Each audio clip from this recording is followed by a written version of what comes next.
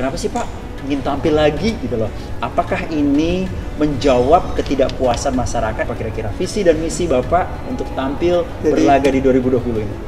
Selidik punya selidik, mereka bilang hidup susah, lapangan kerja susah, beasiswa untuk anak-anak tak ada lagi. Jadi intinya Bapak mendengar aspirasi, keluhan masyarakat. Kapan Bapak putuskan itu?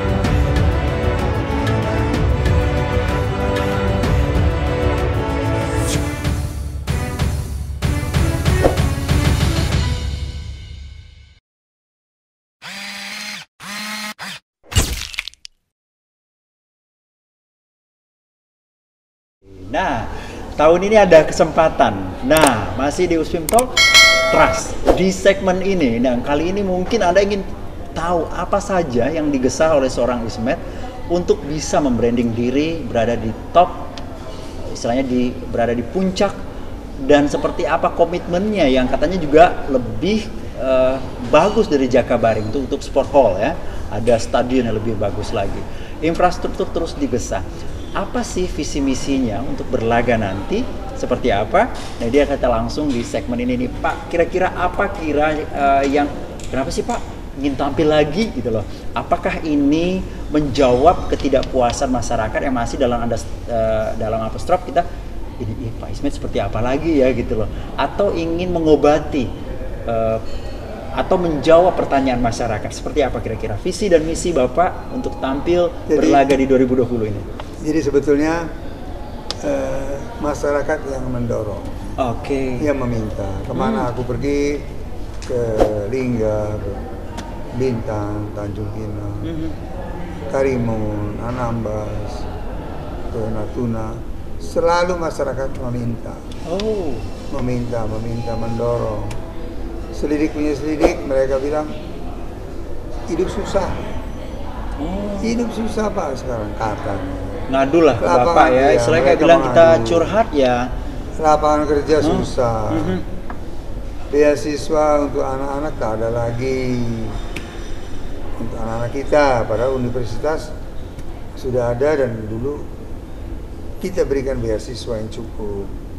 Jadi intinya Bapak mendengar aspirasi, keluhan masyarakat. Keluhan banyak. Kapan Bapak bisa putuskan? Mungkin kalau rasa percaya masyarakat ada kepada seorang Pak Ismet, Pak Ismet memutuskan sokong saya ready untuk maju. Kapan Bapak putuskan itu kira-kira? Belum lama, kira-kira sebelum Idul Fitri tahun lalu. Mereka sudah kumpul. Ditambah lagi ada peristiwa yang di pemerintahan provinsi. Kita sedih sekali memang. Benar. Peristiwa OTT itu. Ya. Jadi ini mau kemana ini? Benar. Kayak terombang ambing kayak gitu di Kepulauan Riau. Mau kemana provinsi di satu pihak masyarakat mengeluh. Kurang ini tidak. Waduh banyak sekali. Universitas juga pengembangannya lambat. Universitas negeri.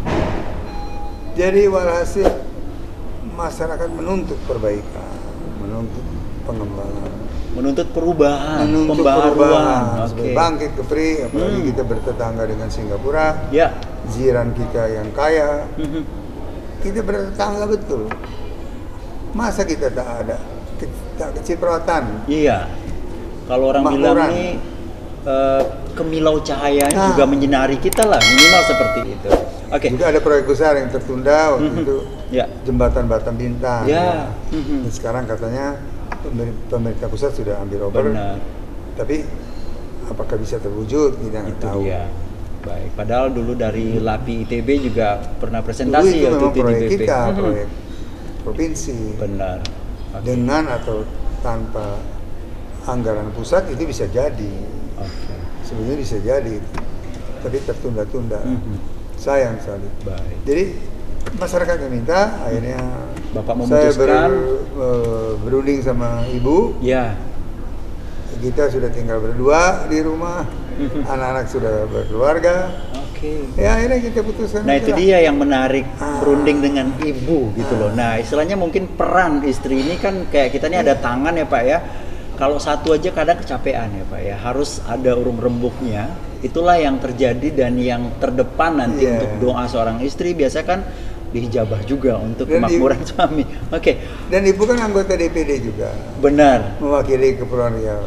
Jadi banyak juga dia aspirasi. Tahu juga, dia mendengar juga aspirasi masyarakat. Benar. Jadi udah murni disokong sepenuhnya dari sang ibu ya. Sama-sama kita. Oke, dari istri. Oke. Susahnya rakyat hidup. Begitulah kita. Bapak melihat keluhan-keluhan masyarakat, sedih nggak Bapak waktu itu? Ya sedih dong. Coba bayangin, dulu petani kita di Bintan, petani sayur mayur. Ya. Setiap panen itu datang supermarket dari Singapura, membeli hasil panennya, di packing di desa Wacopek itu, dibayar di situ petaninya dengan harga bagus, dibawa panen sayur mayur itu ke supermarket. Masih merasakan waktu itu ya Pak ya? Bayangin tuh petaninya kaya. Itu buah kerjasama kita dengan Singapura. Baik. Itu 2 tahun lalu tak ada lagi proyek itu. Petani kita miskin kembali. Itu dia. Aduh. Sayang sih, istilahnya kayak kita nih udah punya bola, apa ya, kalau kita udah punya kristal, tak kemana lari kristalnya kita. Saya datengin itu ke desa itu. Wah, mereka menangis. Mereka menangis, kok bisa begini? Tiba-tiba tak ada lagi yang mau beli. Kasian ya Pak ya. Itu.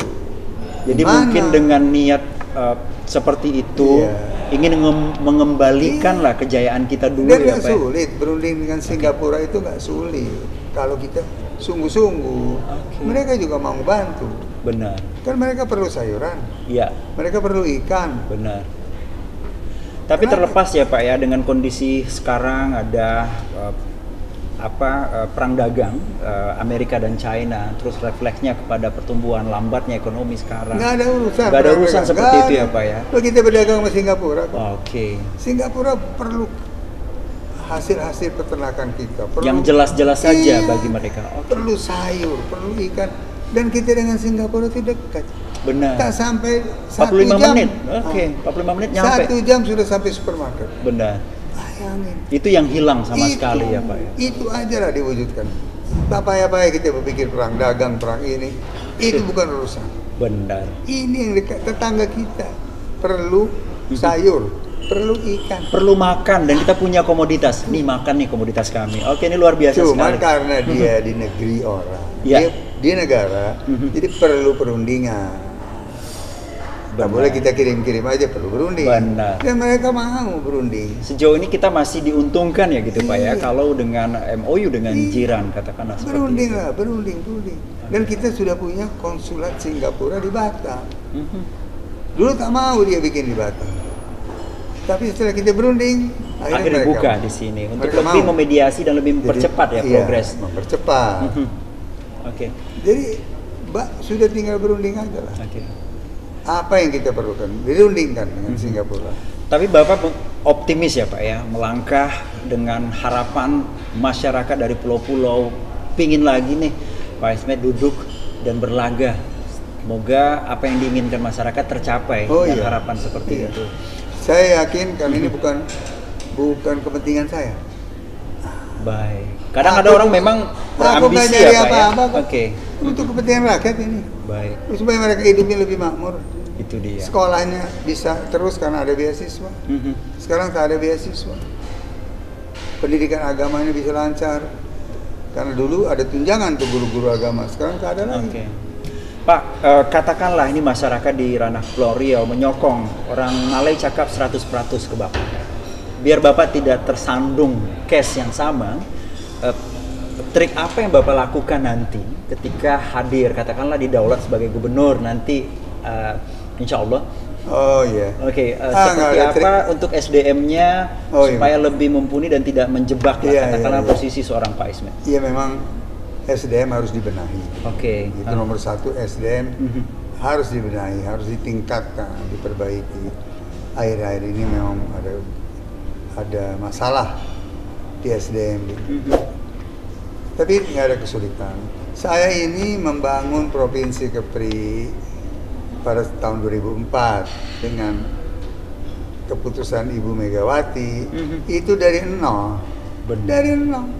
Tak ada karyawan. Tak ada kantor. Pegawai cuma saya sendiri. Di kantornya di Sekupang waktu itu. Kita cari pegawai. Kita nyari pegawai, kita latih, kita didik. Alhamdulillah bisa. Benar. Nah, sekarang tinggal membenahi aja. Benar. Mana-mana yang nakal-nakal dibenahi lah, diperbaiki, ditingkatkan lah. Semua harus fokus untuk memakmurkan rakyat, mensejahterakan rakyat. Provinsi ini harus jadi provinsi yang gemilang, bisa diperhitungkan, yang cemerlang, benar, dan terbilang. Baik, Pak Ismet, ada harapan kepada seluruh masyarakat yang menonton channel ini di Batam Insight. Ini sumber inspirasi loh Pak. Iya. Itu tagline kami. Seperti apa kira-kira mungkin kepada seluruh yang telah subscribe channel kami nanti seperti apa? Jadi Provinsi Kepri ini provinsi betul-betul mempunyai potensi yang besar untuk maju sebagai kawasan industri, sebagai pusat pendidikan, pusat perikanan. Mari sama-sama kita bangun dan kita berbahagia di sini, dan ini kesempatan kita untuk bangkit kembali. Berbagai masalah ada, kita harus akui masalah ini macam-macam, tapi ini kesempatan untuk bangkit kembali karena September akan ada pilkada, kesempatan untuk merapihkan bersama-sama, bangkit kembali, dan terserah pada masyarakat. Ini kesempatan bagi masyarakat, untuk masyarakat, dan Kepri harus berjaya kembali. Luar biasa sekali. Dan sekali lagi, pemerintah itu tugasnya cuma satu, memakmurkan rakyat. Itu dia. Mensejahterakan rakyat. Anggaran boleh ditingkatkan sebesar-besarnya, tapi dia harus menetes ke rakyat. Tak boleh anggaran tidak menetes ke rakyat. Daya beli rakyat harus tinggi, harus meningkat dari tahun ke tahun. Dari tahun ke tahun, daya beli itu harus meningkat. Dia harus menetes anggaran itu. Roda pertumbuhan ekonomi harus meningkat dari tahun ke tahun. Harus tahun 2008-2009 7,3%. Iya, sempat kita bertengger di situ. Lebih besar dari nasional. Iya. Padahal uang yang dikelola waktu itu cuma 1,8 triliun. Sekarang 3,9 triliun. Alhamdulillah. Nah, tinggal dibikin program, tinggal dibikin proyek-proyek, program-program yang pro rakyat lah, yang mengentaskan kemiskinan. Dia harus menetes ke bawah. Iya. Itu aja. Benar. Ini luar biasa sekali. Dan tidak boleh mikirkan diri sendiri. Ya. Harus untuk rakyat. Don't be a selfish person. Oke. Itu aja lah. Baik, terima kasih banyak Pak Ismet telah berbagi inspirasi di Batam Insights, membuka masyarakat untuk membuka cakrawalanya, dan tonton terus channel ini. Semoga seorang Pak Ismet mampu terpublish seapik mungkin, dan yang pasti tetap berlaga nanti di September. Sukses buat Pak Ismet. Baik, terima kasih. Itu dia tadi di Uswim Talk di channelnya Batam Insight, Uswim Talk Trust. Sampai jumpa. Sukses ya Pak ya.